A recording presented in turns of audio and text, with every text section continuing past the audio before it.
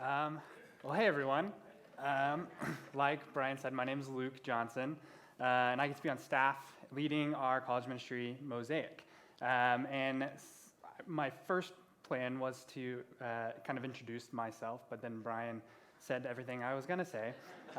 So this might seem redundant, so bear with me. But yes, I'm not a native Oregonian. My wife, Becca, and I moved up here about 3 years ago from Texas. And we moved to plant a new college ministry at Oregon State. And just through a lot of God's providence and the way that God works, he opened a lot of doors for us to end up here at this church, to come on staff and to lead the college ministry here. And so although my title is college ministry director, it's important for me to communicate the way that I view myself and think of myself is not as a director or even really a pastor, but as a missionary to the college campus. And I believe that, I'm a little biased, I believe that the college campus is the most strategic mission field in the world right now. So if you think about it, the leaders of tomorrow are on the campus today. And everyone is in a place where they're figuring out who they are, what they want to be about. Everyone is ripe and primed for change.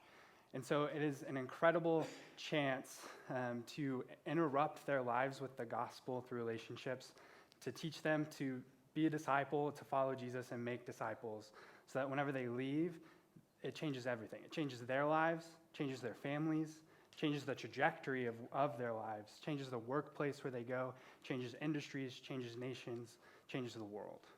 I believe if we reach the campus, we reach the world. That's not what I'm talking about, so I'll step off my soapbox. But it's important that I take a chance to communicate that as you get chances to do that. But as you imagine, working with college students, this is pretty different than what my typical demographic, what I'm used to. Jason, who works with me in college, asked me if I was nervous or how I felt compared to teaching at our Thursday night Bible study. And I told him, on Thursday nights, if I say something stupid, I can just make a joke and laugh it off, and students can stay with me. I feel a little more weight to get things right this time. But otherwise, I feel good. I wasn't even that nervous when Brian asked if I wanted to preach, but I especially wasn't nervous when he told me we were talking about Psalms, because I love the Psalms. And I can't imagine that is a controversial statement. Most people who have picked up a Bible, they're usually familiar with the Psalms or have a couple of Psalms that they like. It's because I feel like the Psalms are some of the more accessible passages of Scripture in the Bible. And if you don't know, or if you're new to the Bible, kind of what makes up the book of Psalms, it's this book in the middle of the Old Testament, and it is a compilation of about 150 psalms, poems, songs, prayers, and they span from everything from really like tender, intimate, one-on-one musings to God, to grand hymns that whole choirs and nations were meant to sing together. And what's really unique about the Psalms is they offer a unique perspective about God and a unique look at the heart of the people of God. So often, as we read the Bible, the way narratives have been written has changed in the last 2,000 years. So often when we read the Bible, you don't get kind of that inside look at a person's mind, at a person's heart, like we do in fiction and novels that we read today. But in the Psalms, you do get a picture of that.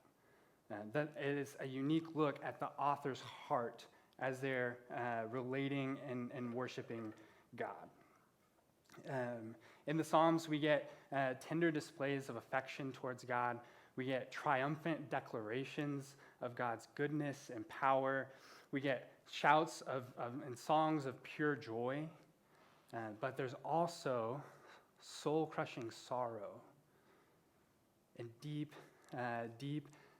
violent, sometimes even anger, and pleas for help and desperate cries of confusion in the Psalms. The whole spectrum of human emotion is displayed in Psalms, and it helps us to know how we can relate to God on a more personal level, and inspires us often to love God more. And so that's why I chose Psalm 27, the psalm we're talking about today, because it is a psalm that has shaped my life, has inspired me to love God better. And I hope it will do the same to you. Like I said, we're talking about Psalm 27, which is a psalm written by David. David was a king of Israel. If you are not familiar with who David is, you've probably heard of David and Goliath. It's that guy. But he goes on to become the king of Israel, and he writes almost half of the book of Psalms. It's believed that he writes almost half of them. And I was a sophomore in college when I first stumbled upon this psalm. And I found it, or maybe it found me, in a season of great distress. I was 19 at the time, and I had no idea what I needed to do with my life. It's funny how time changes perspective, because on this end, it's like, yeah, no duh, I didn't know what I was doing when I was 19. And you're probably thinking that's not that big a deal. But when I was in college, and this is like it's with all college students, the smallest things seem like the biggest deals. And so I was really stressed out about this. I didn't know what I wanted or what I needed to do with my life. I feel like I needed to figure it out because it seemed like everyone around me had it figured out. I went to a small Christian school in Texas, and so it seemed like everyone around me knew exactly what God wanted to do with their lives.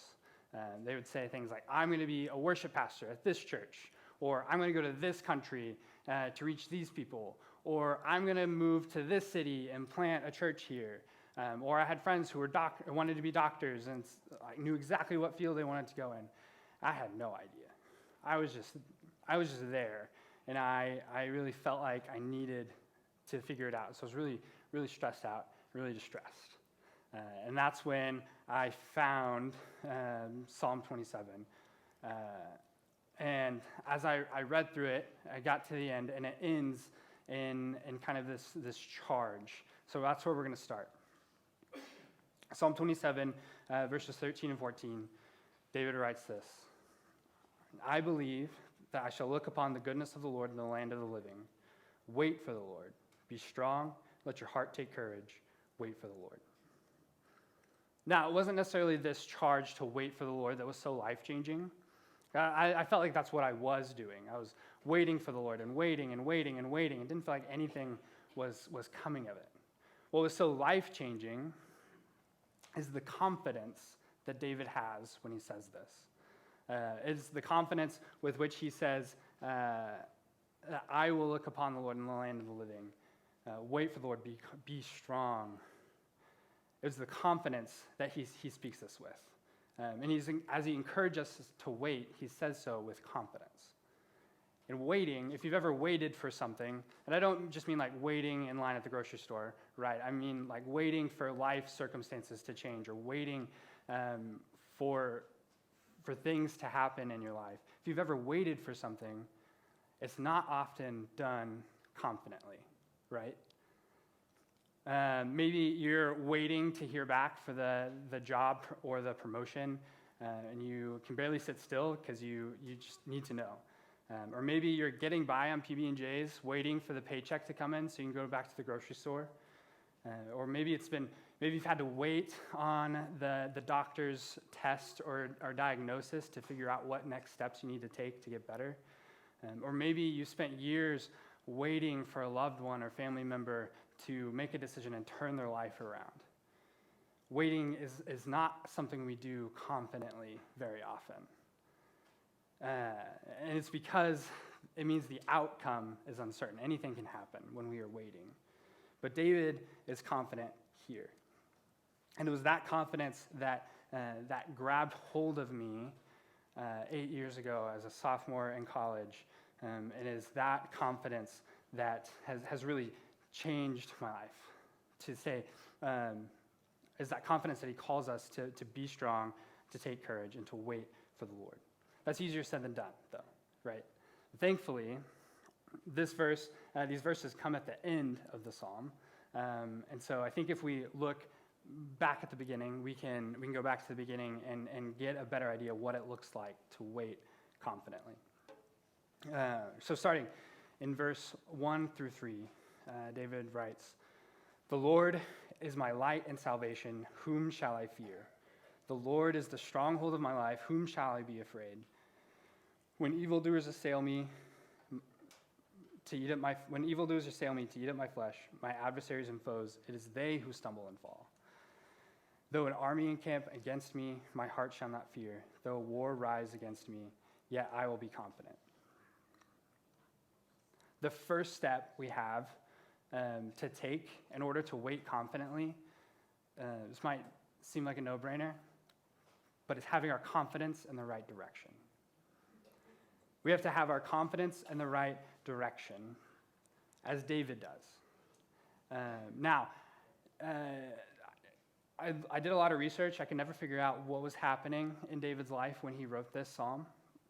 Sometimes the psalm will tell you itself. Other times you can kind of make guesses by what he's saying. But there's really no idea. But regardless of when David wrote this, we can assume that something really, really big was happening or had happened. David, though he was a king, he had a lot of hard circumstances in his life. He spent years on the run from his best friend's dad, who was trying to kill him before he became a king. As a king, he was constantly dealing with threats of nations coming in to claim their territory or to hurt his people. He lost a child, and one of his own sons eventually tried to kill him and usurp his throne. David had a lot of hard circumstances in his life, like we all have. And so whatever he's saying, should be surprising to us when he says all of these things, says though a war rise against me, yet I will be confident. That confidence should strike us. I hope no one in here knows what it is like to have evildoers assail you, or to have an army surround you and encamp against you. I hope none of us actually know what that feels like. But if you've ever been in a situation, maybe the bills are piling up, or the debt feels like it's closing in around you and you're overwhelmed. It feels like an army is encamped against you. Or if you've ever had a friend betray your trust and it feels like they're attacking you. Or maybe your own body, it feels like it's turning against you, trying to destroy you. We may not know what it actually feels like to literally have people assail us to eat up our flesh, but we know what it is like. We know what this feels like, what David feels like in this. We can relate to how he's feeling. But David says, "Yet I will be confident." And it's because his confidence is not in himself, but his confidence is in the Lord. His confidence is in God. Now, when I talk about confidence, I feel like today we think of confidence as like self-confidence, like feeling good about yourself. In this sense, it's really more a matter of trust. And when David is putting his confidence in God, it means he's trusting God with the outcome. He's saying that I don't know what's going to happen, but I trust God to handle the outcome. He says that God is his light and his stronghold. He trusts, when the circumstances are darkest, he trusts God to be his light. And when he feels vulnerable or insecure, he trusts God to be a stronghold and to bring him security. I really love being outdoors. I love camping, but I also love a deal and being as cheap as I possibly can. But two things, there's a couple things, but two things that I will never cheap out on is a flashlight and a tent or a shelter. Because I'm still afraid of the dark. 27 years old, still afraid of the dark. I want to make sure that my light source is not gonna fail me. And similarly, my wife and I, we don't get to camp often, so when we do, we make sure it's on a good weekend to go and camp. So we're not really worried about weather, but you never know. I'm not a Boy Scout, but a lot of people think I am for my desire and propensity to be prepared for every outcome, even when I don't need to be. I don't want these things to fail me. And we don't want these things to fail us in our lives. And so often the things that we put our confidence in for the outcome, the things other than God, they will fail us. But God is someone we can put our confidence in that will never fail. And David knew that. And so that is where he put his confidence. That was his source of light, his source of security. It was unfailing. And so we need to make sure, if we want to wait confidently in whatever circumstances we have, we need to make sure our confidence is going in the right direction towards God. But it's not just a matter of confidence. Waiting is. It's also a matter of desire. And so we need to have our confidence go in the right direction, but we also need to have our desire in the right direction. David continues in verse 4, and he says, "One thing have I asked of the Lord, this will I seek after, that I would dwell in the house of the Lord for all the days of my life, to gaze upon the beauty of the Lord and inquire in his temple." All of these things from verse 1 through 3, whatever hard things David's facing, though people are attacking him, armies rising against him, war surrounding him, there's one thing that he asks for. And it's to be in God's presence, to gaze at his beauty. And I think that particularly is interesting, thinking about God's beauty. In this moment, I would think my mind would go to God's power, because I have all of these things I want God to overcome. So I want God's power in those situations. But David, he desires God's beauty. And I think beauty has power over us. I think we're drawn to beauty. I remember for our first wedding anniversary, Becca and I, we went to the Grand Canyon. And to this day, it's the most beautiful thing I've ever seen. And that seems like a cliche, but it's true. But we decided to hike into this Grand Canyon, and we planned a easy 6 miles, 3 down, 3 back. But as we were going, we saw this plateau off in the distance, and there's this trail going off to the end of the plateau. And the thing about you're going down the canyon wall, and it's switchbacks the whole way. So the whole 3 miles down, we're just seeing this trail off on the plateau.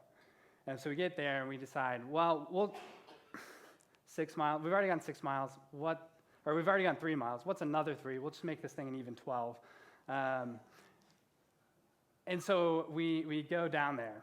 And you know the saying, the grass is always greener on the other side? Like the thing that you think you want is actually not as great as what you already have. This wasn't one of those times. Not at all. Because we get to the end of that plateau, and it is incredible. I tried to find a picture, but I couldn't find one. But even if I did, it wouldn't have done it any justice, because just the scope of the colors of the rock formations and the size of everything and the way you felt so small standing on the edge of this cliff with the river below you and the canyon above you. It's just so, I can't even describe it well. It's so incredible, so beautiful. We ended up spending like an hour and a half there and had to really hoof it back to get back to our car, which was a whole nother story. But beauty has power over us. As I think about that, I think about the peace and assuredness that I felt in that moment, beholding the beauty of God's creation. Beauty has power over us because it brings to us perspective. Beauty shows us that there's something bigger and grander and more important than ourselves and our problems. And that is especially true, if that's true about the Grand Canyon, that's true about God and his beauty. That God's beauty brings a perspective that he is so much greater in ways that we can't even describe than ourselves and our problems. And so David's desire in verse 4 to be in God's presence, to gaze at his beauty, shows a greater desire for God than that of his problems to be fixed. It seems that for David, if he has God, if he's in God's presence, then the outcome of whatever he's facing doesn't matter as much. And so this is true later on in another psalm that I also really love. David writes these words, "For a day in your courts is better than 1,000 elsewhere. I would rather be a doorkeeper, I'd rather be a servant in the house of my God than to dwell in the tents of the wicked." For David, there's nothing better than to be with God. Does that mean that his circumstances are going to pan out the way that he wants? I don't know. Probably not. But he has God. So it doesn't matter as much. But for us, it's so easy for us to fixate on the challenges or obsess over the outcome that we want of a circumstance. If you're anything like me, I know I pray often prayers like, God, if you would just fix this one thing, or God, if you would just help this person understand, or God, if I just had X amount of money, I could solve this problem and I would be okay. Or God, if you would just do this one thing for me, then everything would be better. When we focus on an outcome rather than God, when our desire is of an outcome rather than God, we turn God into a sort of a genie, saying, God, will you grant this wish for me? But that is not what God wants us to do. Now, I'm not saying that God doesn't care about what we want. I'm not saying God doesn't care about what we desire, because there's lots of scripture in the Bible where God tells us to make our requests known to him, to bring our desires before him, to ask for things that we need. He wants us to come to him with the things that we need and even the things that we want. But God is less concerned to give us an easy or comfortable life as he is to give us himself. That is the chief thing that God wants to give us, is himself.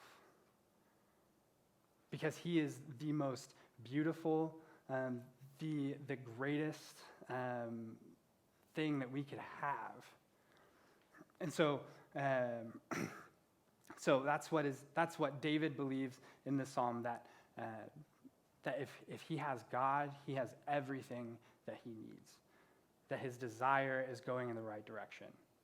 And so it's easy for him to say, wait for the Lord, because he has confidence that God will trust, or he has trusted God with the outcome, and he desires God above any other outcome.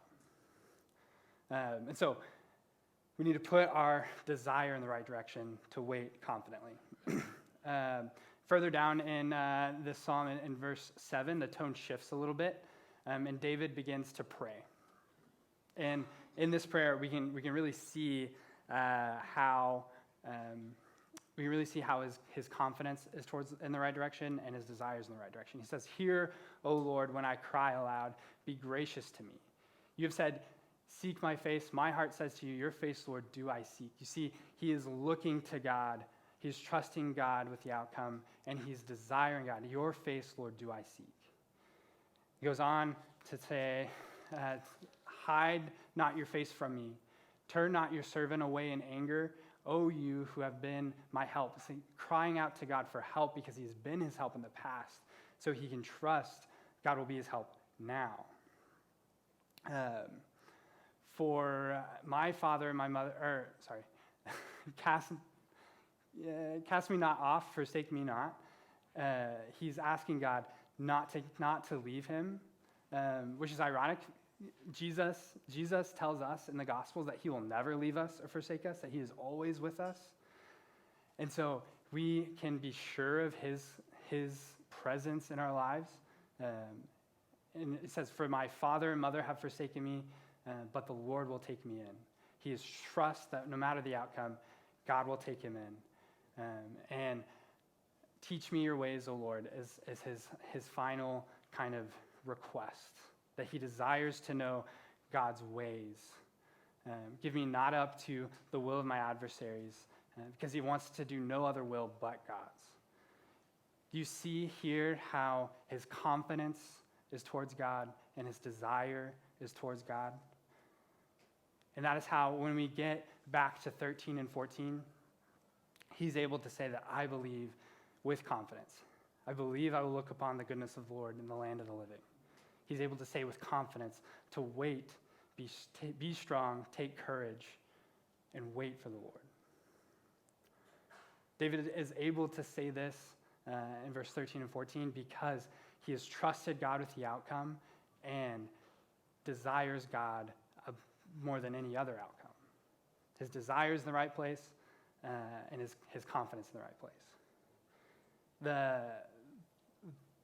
It is still easier said than done, though, right?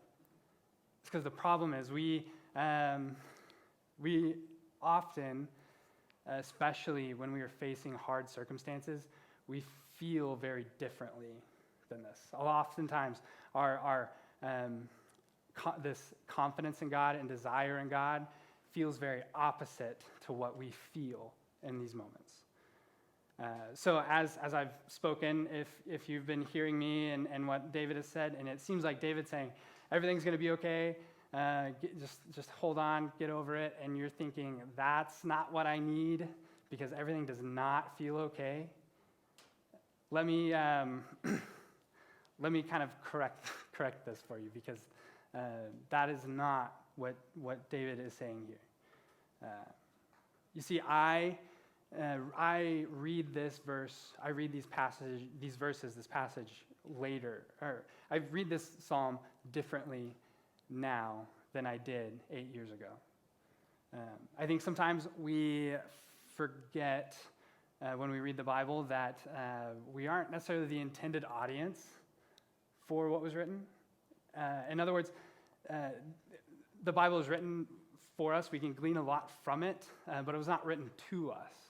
David didn't have Redemption Church in Corvallis, Oregon in mind when he wrote these words. David didn't have the year 2023 in mind when he wrote these words. And so take a minute and put yourself in David's mindset. I think we can see kind of two different ways to read this. One is that God has done incredible things in David's life, which he did. And he is writing these things as a encouragement and a charge, saying, be strong, because God is good. God is a light and a salvation and a stronghold. He is the best thing. Wait for the Lord. Let your heart take courage and wait for the Lord. But David could also be right in the middle of something right now. And he could be writing these words not because they are true, but they are true, but he could be writing these because he needs them to be true. He needs to believe these. He's reminding himself of God's goodness in the past so that he can believe in God's goodness in the present.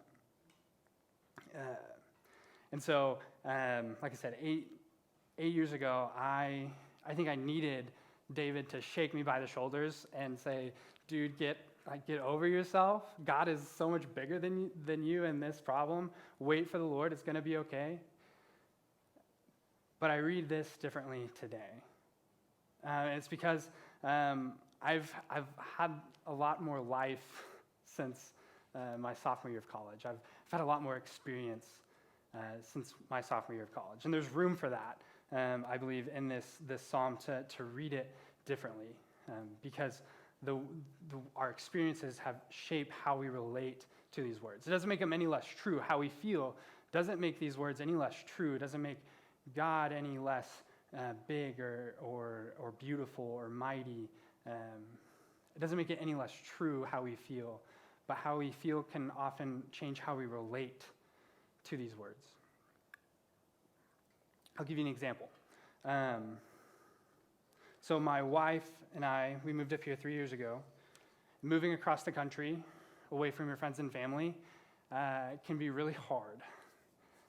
You throw a global pandemic in the mix, because it was 2020, and it can really, really take a toll. And so that first year, our mental health we really struggled with our mental health. And it was just a really hard year, and we worked through a lot of things, and we came out the other side, and things were good. Then last year, we suddenly lost our housing and spent most of the summer without a place to live. And through those 2 years, those two struggles, God really provided for us. He provided a new place for us to live, provided a new community in this church. But at the end of last year, we were just so tired.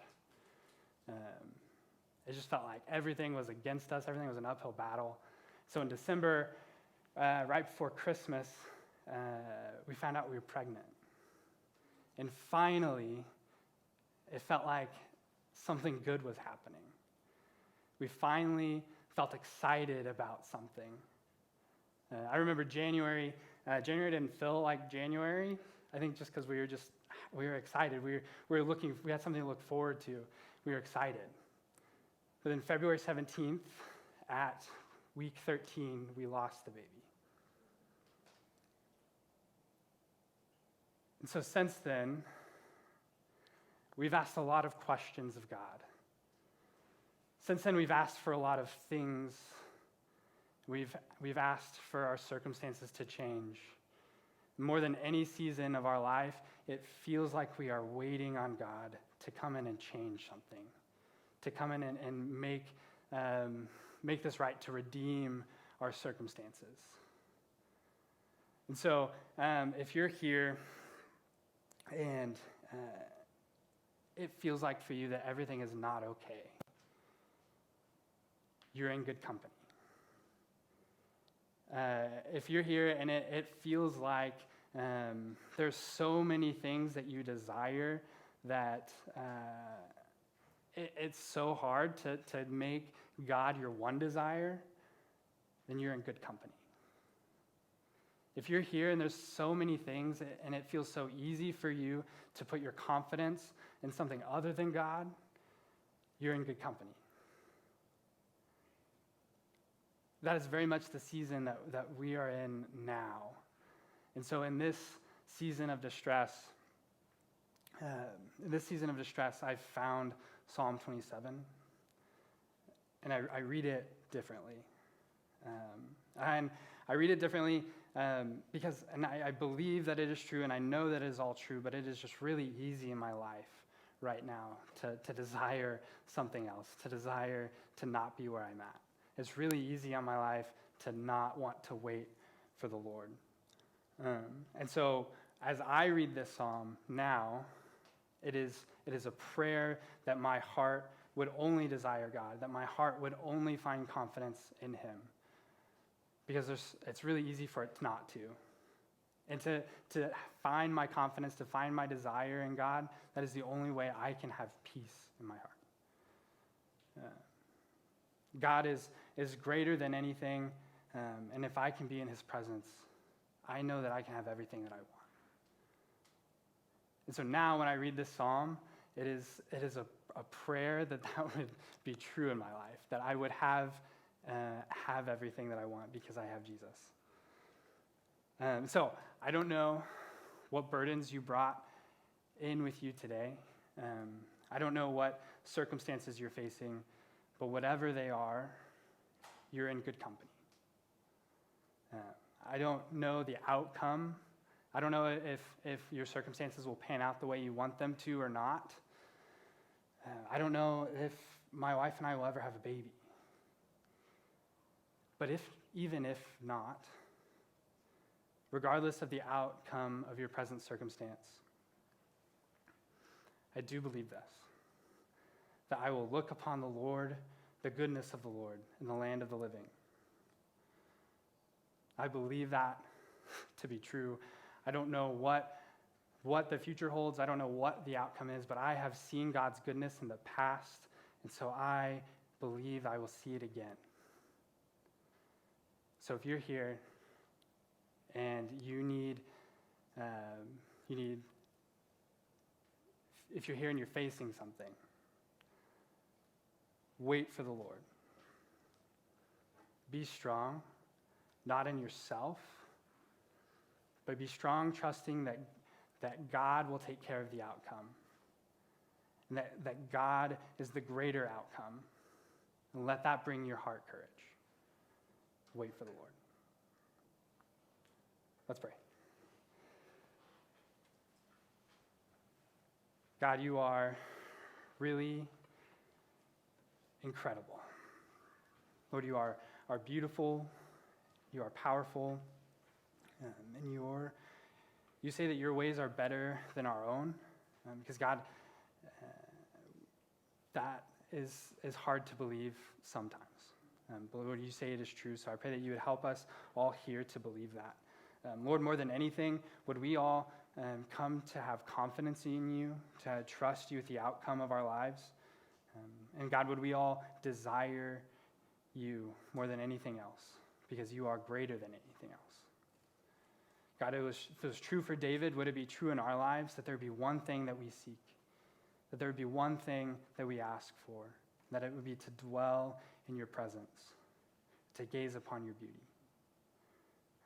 God, I pray that for all of us here, whatever we're facing, whether we're in the highest high or the lowest low right now, whatever we're facing, would we find what we need in you? Because God, you are really good to us, and you love us. You'll never leave us. So God, I pray all of these things in your name for your glory, Jesus.